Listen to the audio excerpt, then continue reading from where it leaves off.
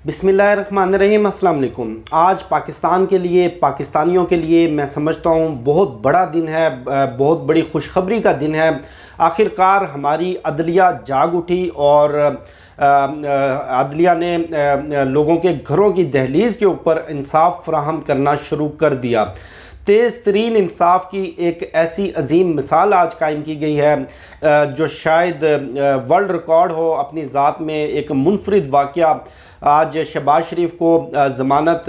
तो उनको दे दी गई थी, आज बैरून मुल्क जाने की इजाज़त भी दे दी गई। कल शहबाज शरीफ साहब ने दरख्वास्त जमा करवाई कि जनाब मैंने लंदन जाना है, लंदन से मैंने अपना चेकअप करवाना है, और कल के ही दिन आधे घंटे के अंदर अंदर दरख्वास्त जमा होती है और आज के दिन की पेशी पड़ती है, नोटिस इशू होते हैं और आज 3 मराहल के अंदर ये सारी समाअत होती है और उसके बाद शहबाज शरीफ को लंदन जाने की इजाज़त दे दी जाती है। किसी की ज़मानत होना या बैरून मुल्क जाने की इजाज़त देना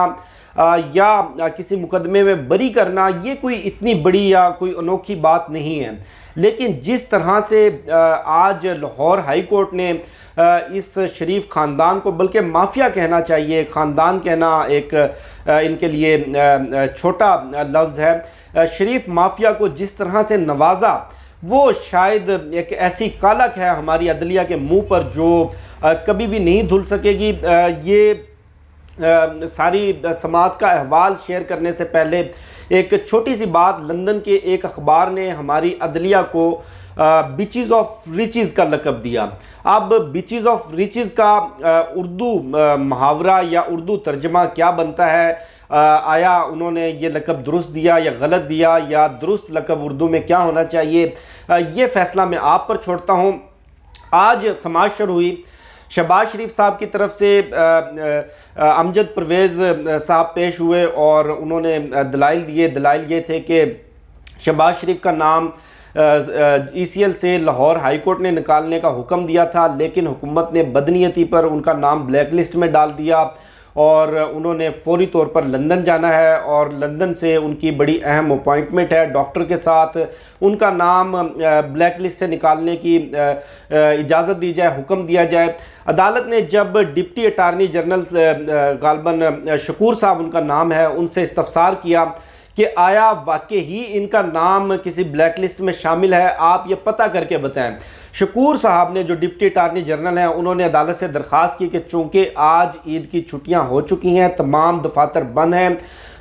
लिहाजा ये मुकदमा आप ईद के बाद तक रखें ताकि हम तसल्ली से जवाब लेकर आपको जमा करवाएं। अदालत ने कहा कि नहीं, चूँकि हमें इंसाफ बड़े ज़ोर से आया है और इंसाफ हमने देना भी शरीफ माफिया को है, तो आप आधे घंटे के अंदर अंदर मालूम करके बताएं कि उनका नाम ब्लैक लिस्ट में है या नहीं। तो आधे घंटे के अंदर अंदर मालूम करके बताया गया और उसके बाद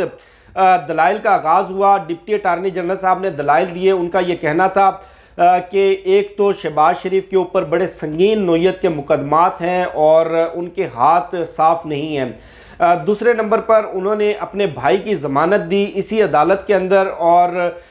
वो ज़मानती बने और उसके बावजूद उनके भाई पाकिस्तान से, नवाज़ शरीफ, लंदन फ़रार हुए, ना तो इलाज करवाया, ना वो 8 हफ्तों के अंदर अंदर वापस आए।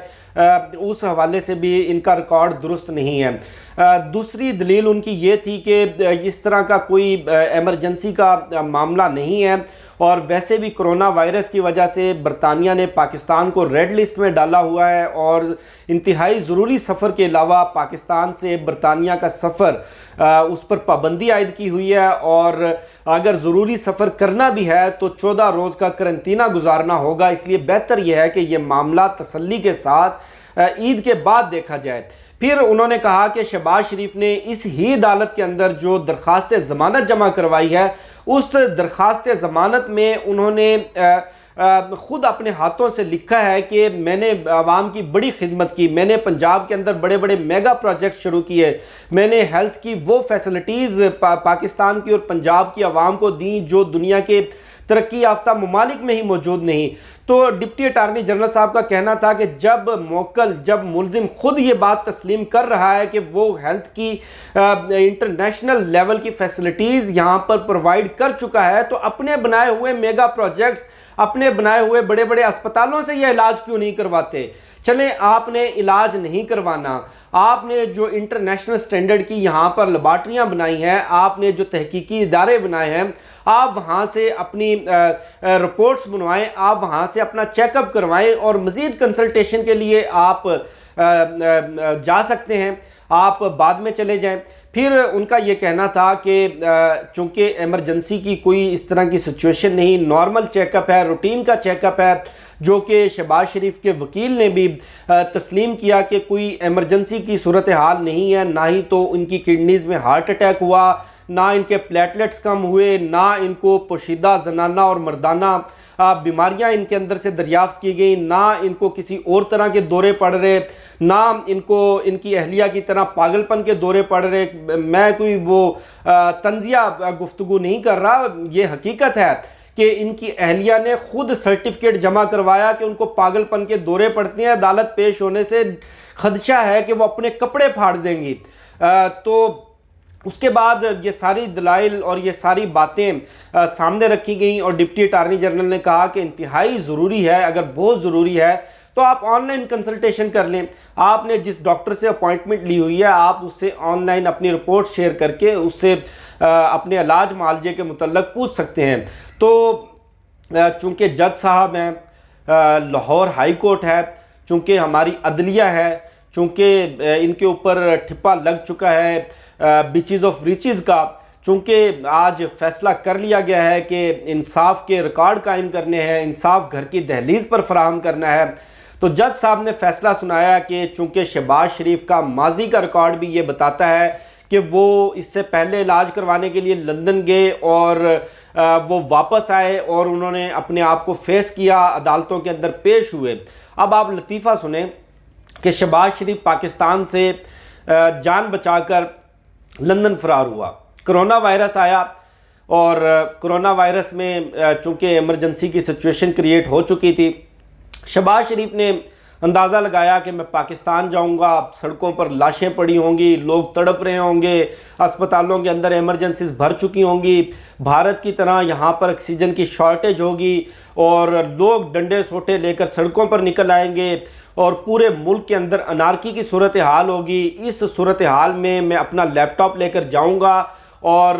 لوگوں کو بتاؤں گا کہ آپ کے دکھ درد کا مسیحا آ گیا، لوگ مجھے اپنے کندھوں پر اٹھا کر وزارت عظمیٰ کی کرسی پر بٹھا دیں گے۔ وہ بیچارے آئے لندن سے کرونا وائرس کا مقابلہ کرنے، کرونا کا تو کیا مقابلہ کرنا تھا، ان کو خود کو اٹھا کر جیلوں میں ٹھونس دیا گیا۔ اب ہونا تو یہ چاہیے تھا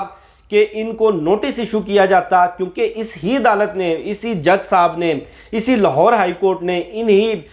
بیچز آف ریچز نے اپنے ہاتھوں سے 50 روپے کا سٹامپ پیپر فل کر کے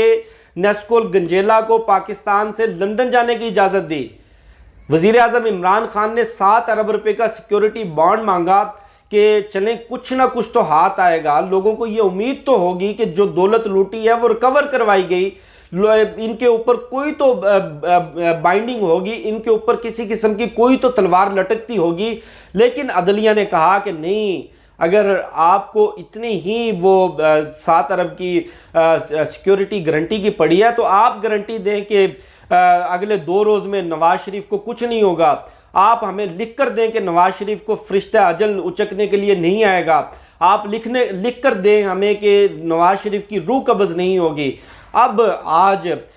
چونکہ شہباز شریف کو ضمانت دے دی گئی ہے، کل درخواست جمع کروائی، آج 3 مراحل کے اندر سماعت ہوئی، سارا دن عدالت بیٹھی اور عدالت نے انصاف کی عظیم مثال قائم کی، تو اب ہم امید کر سکتے ہیں کہ ایک لاہور کا پان والا، اس کو 10 روز کی جیل ہوئی تھی بیچارہ، اس 10 روز کی جیل کے خلاف اپیل میں گیا، 15 سال وہ جیل میں سڑتا رہا، 10 دن کی قید، 15 سال وہ جیل میں سڑتا رہا۔ اور اسی طرح بہاولپور کا ایک شہری تھا، اس کو تختہ دار کے اوپر لٹکا دیا گیا، پھانسی گھاٹ پر اس کو پھانسی چڑھا دیا گیا اور اس کے مقدمے کا فیصلہ بعد میں آیا اور باعزت بری ہو گیا۔ اسی طرح ایک خاتون تھی، 30 سال کے بعد وہ باعزت بری ہوئی۔ 19 لاکھ مقدمات ہمارے عدالتوں میں لٹک رہے ہیں۔ ہم امید کرتے ہیں کہ جس طرح عدالت کو اتنی زور سے انصاف آیا ہے، یہ عام شہریوں کے لیے بھی اتنی زور سے ان کو انصاف آئے گا، عام شہریوں کے لیے بھی ان کی غیرت اسی طرح جاگے گی، عام شہریوں کو بھی اسی طرح گھر کی دہلیز پر انصاف فراہم کیا جائے گا۔ عام شہریوں کو ریلیف دینے کے لیے بھی اسی طرح آدھے گھنٹے کے نوٹس پر اداروں سے جواب مانگا جائے گا، امید ہی کر سکتے ہیں۔ باقی جو حالات ہیں، باقی جس طرح عدلیہ پاکستان کو تباہی کی طرف لے کر جا رہی ہے، عدلیہ اور بیوروکریسی مل کر عدلیہ کے جج سے حساب مانگا تو دو سال وہ باندر قلعہ کھیلتا رہا، تماشا لگاتا رہا۔ 2 سال کے بعد جب اس کی بیوی نے کہا کہ صرف حساب میرا نہیں آپ سب کا ہوگا تو باعزت کلین چٹ دے دی گئی۔ بیوروکریسی سے جواب مانگا تو ساری بیوروکریسی جتھوں کی طرح حملہ آور ہو گئی۔ فارن سروس کے سفیروں سے حساب مانگا، ان سے کارکردگی پوچھی تو وہ سب کے سب اکٹھے ہو گئے حکومت کے خلاف۔ لگتا یہی ہے کہ پاکستان کو کچھ اشرافیہ کے طبقے نے، اشرافیہ تو نہیں کہنا چاہیے، بدماشیہ کے چند ٹولوں نے، چند غنڈوں نے یرغمال بنایا ہوا ہے ہر ادارے پر، اور ہر شعبے کے اندر یہ لوگ مسلط ہیں، ایک دوسرے کے مفادات کا تحفظ کرتے ہیں۔ اب اس موجودہ گلے سڑے نظام کے اندر تبدیلی کی امید رکھنا، ریلیف کی امید رکھنا، مسائل کے حل کی امید رکھنا یہ بے وقوفی ہوگی۔ اس نظام کو بدلنا ہوگا۔ اب تمام پاکستانیوں کو مل کر آواز بلند کرنا ہوگی کہ اس گلے سڑے نظام سے پہلے جان چھڑائیں، اس کے بعد کچھ ریفارمز ہوں گی، اس کے بعد کچھ تبدیلی آئے گی، اس کے بعد کچھ مسائل کا حل ہوگا۔ مجھے شفقت علی کو دیجیے اجازت، انشاءاللہ جیسے جیسے اپڈیٹس آتی رہیں گی میں آپ کے ساتھ شیئر کرتا رہوں گا۔ اللہ پاک پاکستان کا حامی و ناصر ہو۔ پاکستان زندہ باد۔